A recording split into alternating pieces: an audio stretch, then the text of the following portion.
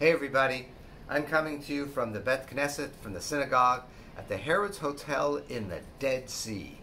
So now, maybe I should be doing this video outside with some nice backdrop of the Dead Sea. Why am I not doing that? I'll tell you why not. It's 103 degrees out there, and the only time I go outside is when I'm near a pool. But at any rate, we're not going to touch upon the Parsha. We're still in that anomaly phase where the weekly Torah portion here in Israel is different than outside of Israel. That has to do with all the way back in Shavuot, but we catch up to them next week. Instead, we're going to talk about Ivana Trump's casket. Ivana Trump, the first wife of President Trump, recently passed away, and her funeral was this week.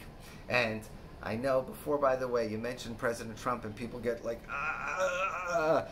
very, very polarizing figure. We're not going to talk politics, don't worry, we're not going there, so don't shut off the video whether you love or hate him. We'll leave that aside. We're just talking about his first wife's casket, which, if you saw, was a very beautiful, elaborate golden casket. And we just look at that, and it's a little bit strange in form because we don't do that. Our tradition has our caskets at something very, very simple, pine box. That's it. No matter how wealthy you are, that's what the tradition is. So how did we get to that? Why do we do that? Is it because we're so practical? You're going to spend all that money on this beautiful casket for what? It's going into the ground, never see it again. What a waste of money. Is that it? No. We actually have a tradition in historical reason behind that we recently came across in Daf Yomi and doing Ketubot. And it talks about Ketubot on page 8b, if you want the source.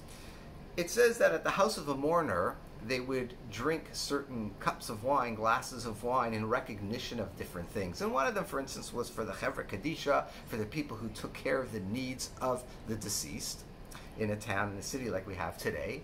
And then there was another one specifically for Rabbi Gamliel. Drink a cup of wine. Here's to Rabbi Gamliel. Why Rabbi Gamliel? There are a lot of great sages from the Talmud. Why specifically him? So the Gemara explains, tell us what he did associated with burials and funerals. And it says, Birshona used to be, Haita Hotzat Hamet, the process of burying someone, the cost of burying someone, and taking care of their needs was kashelo krovav. That was more difficult for the relatives, yoter mimitato, more than the actual death. There was a greater grief in taking care of the needs of the dead. What was that? And Rashi explains that it got so expensive. People were doing like one-upmanship. My funeral is going to be even fancier. And so they would like bury them in these very expensive and very fine garments. And a lot of people couldn't afford that. And so it got to a really sad point where the Gemara tells us, Ad shahayu manichim oto uborchim. People were so embarrassed that they couldn't keep up with the Joneses when it came to funerals that they would just leave their dead in the street and run away. Not even take care of a proper burial for them. How embarrassing is that? And seeing this was a problematic situation in the community, the leader, Rabban Gamliel got up, v'nahag kalot ba'atzmo. He instructed his students and his family to treat him lightly. Nothing fancy schmancy. V'hotzihu bikli pishtan. That when it comes for his time, he should be taken out and buried in very simple linen garments. That's it. No fancy silk garments. Nothing from the best places.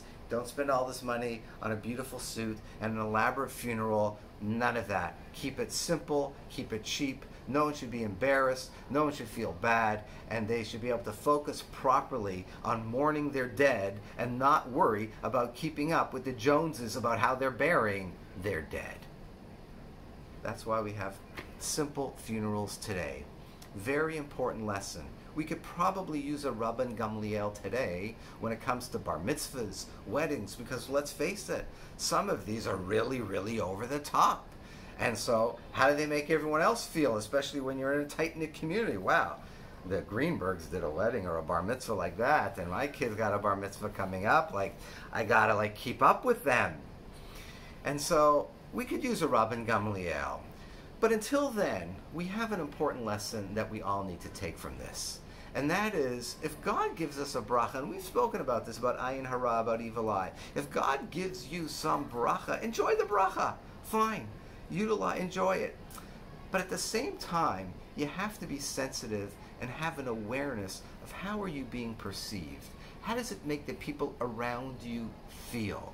You always have to have that in the back of your mind whenever God gives you blessings. That's why we try not to be too overt when God does give us good. And we say, bli ayin hara, without an evil eye, kanena hara, whatever the case may be. Don't be so in your face to other people about it to make them feel bad, because it creates all kinds of difficulties and repercussions in society around us. That's what Rabbi Gamliel noticed, and that's what he came to fix. But each one of us, we might not be a Rabbi Gamliel, that what we're going to do is going to change the entire society, but we can set examples. And even though we have the wherewithal to do something which is really over the top, doesn't mean you have to do it. Doesn't mean you have to do it. And that shows other people that they shouldn't have pressure to keep up with those who do have the ability to be able to have something nice, show something real fancy and real nice. So let's learn from Rabban Gamliel. Have a good Shabbat. We'll see you next week.